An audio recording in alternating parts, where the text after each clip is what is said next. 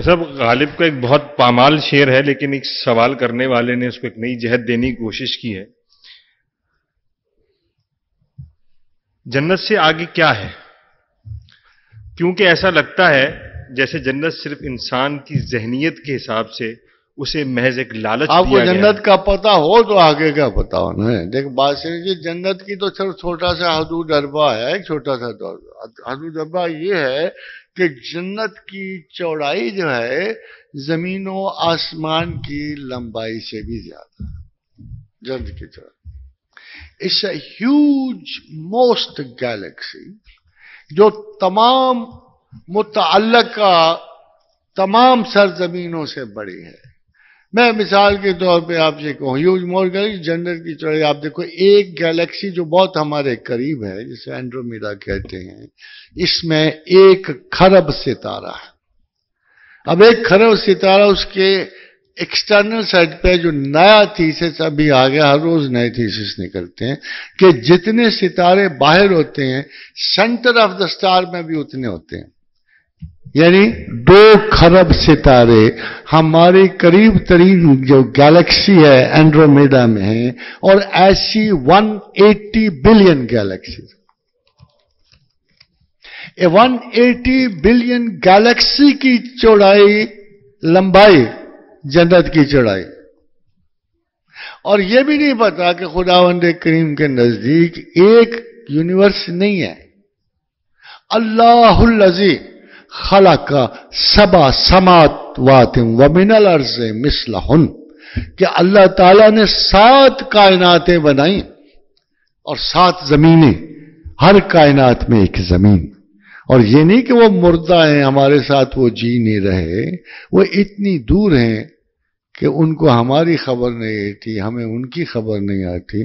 مگر یتنزل الامر بینہن، ان ساری زمینوں میں میرا حکم اترتا ہے. حکم تو انسانوں پہ اترے گا، اور ان ساری زمینوں میں قرآن اترتا ہے. حکم قرآن ہے. وبالقرآن حکم، قرآن حکم ہے. ساری زمینوں پہ قرآن اترتا ہے. لِتَعْلَمُوا أَنَّ اللَّهَ عَلَىٰ كُلِّ شَيْءٍ قَدِيرٌ. بس تمہیں خبر دی ہے، تم اپنے پروردگار کی عظمت کے جاننے کے چکر میں نہ پڑو. میں بہت بڑا ہوں، ٹھیک ہے، مگر تمہیں اس کی فکر کیوں ہے؟ تمہیں بھی بہت بڑا کر دوں گا. تو جب یہ خلافت جب تیار ہو رہی تھی تو یہ زمین کون سے خلیفہ کی ہے؟ زمین تو خلافت کی جگہ نہیں. اس کے بارے میں تو رسول کا ارشاد ہے، الدنیا سجن المومن، زمین تو مومن کا قید خانہ ہے. یہ کیسے خلافت کی جگہ ہو سکتی ہے؟ خادم حضرات، کچھ کوالٹیز کے ساتھ اللہ نہیں چاہتا کہ جو اتنا عظیم تر یوٹوپیا اس نے تخلیق کیا ہے اس میں فسادی انسان نہ داخل. قالوا اتجعل فيها من يفسد فيها ويسفك الدماء ونحن نقدس. یعنی اللہ یہ چاہتا ہے کہ یہ جھگڑالو فساد کرنے والا انسان اس جنت میں داخل نہ ہو. فرشتوں کا ابتدائی اعتراض آخری اعتراض، اس جنت میں کوئی فساد زدہ مخلوق داخل نہیں ہو سکتی.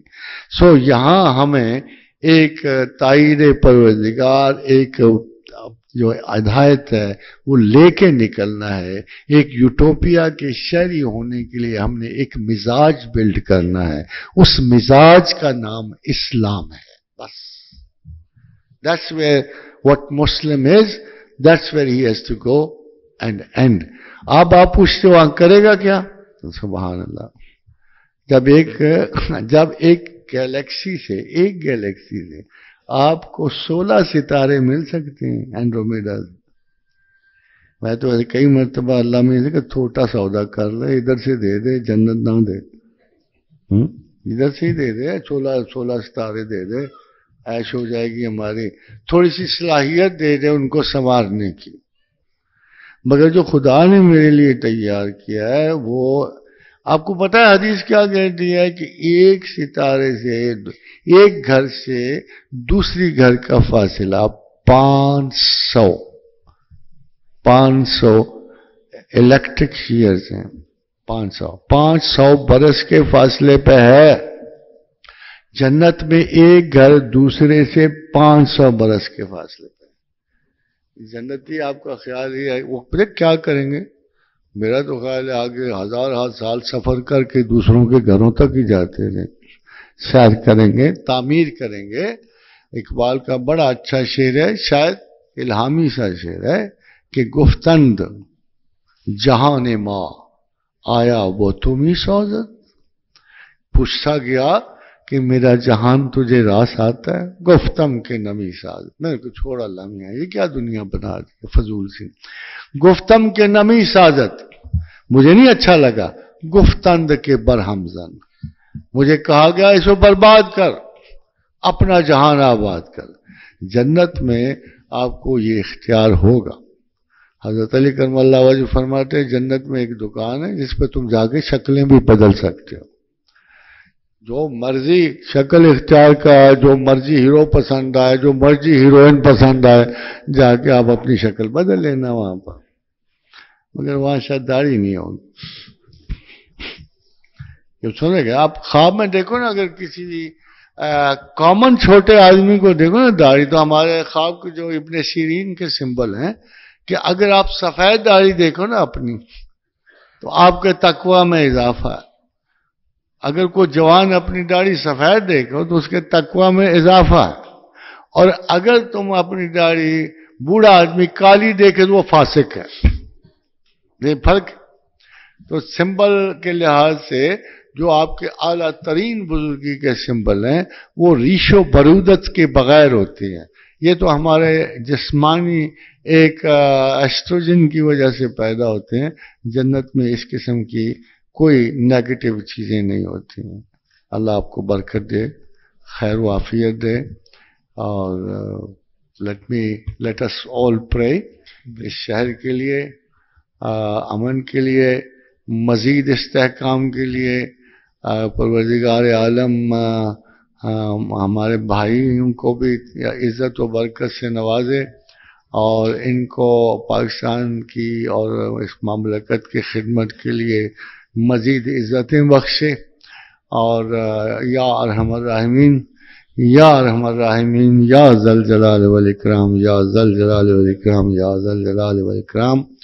لا الہ الا انت سبحانک انی کنت من الظالمین. اللہم انا اسألک بانک انت اللہ الاحد الصمد الذی لم یلد ولم یولد ولم یکن لہ کفوا احد. اللہم انا اسألک بان لک الحمد لا الہ الا انت وحدک لا شریک لک الحنان المنان بدیع السماوات والارض یا ذا الجلال والاکرام. والہکم الہ واحد لا الہ الا هو الرحمن الرحیم. اللہ لا الہ الا هو الحی القیوم. الف لام میم اللہ لا الہ الا هو الحی القیوم. اپنی اپنی دعا مانگ لیجیے.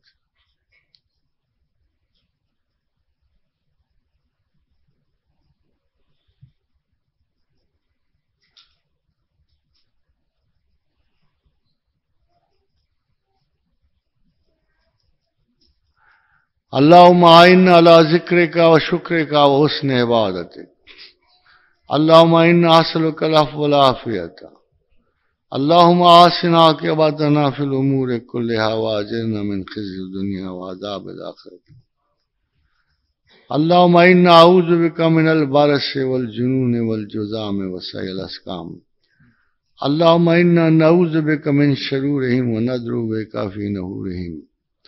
اللہم اجعل اوسع رزقک علی عند کبر سنی وانقطاع عمری. اللہم انی اعوذ بک من الجوع فانہا بئس الضجیع واعوذ بک من الخیانۃ فانہا بئست البطانہ. اللہم انا اسألک من فضلک ورحمتک فانہ لا یملکہ الا انت. اللہم رب النبی محمد اغفر لی ذنبی واذھب غیظ قلبی وَأَجَرْنِي مِن مُضِلَّاتِ الْفِتَنِ مَا أَحْيَيْتَنَا.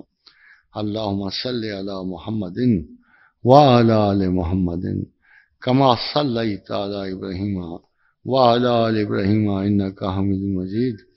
اللہم بارک علی محمد وعلی آل محمد کما بارکت علی ابراہیم وعلى آل إبراهيم إنك حميد مجيد اللهم صل عليه كلما ذكره الذاكرون اللهم صل عليه كلما غفل عن ذكره الغافلون وسلم تسليما كثيرا اللهم آمين.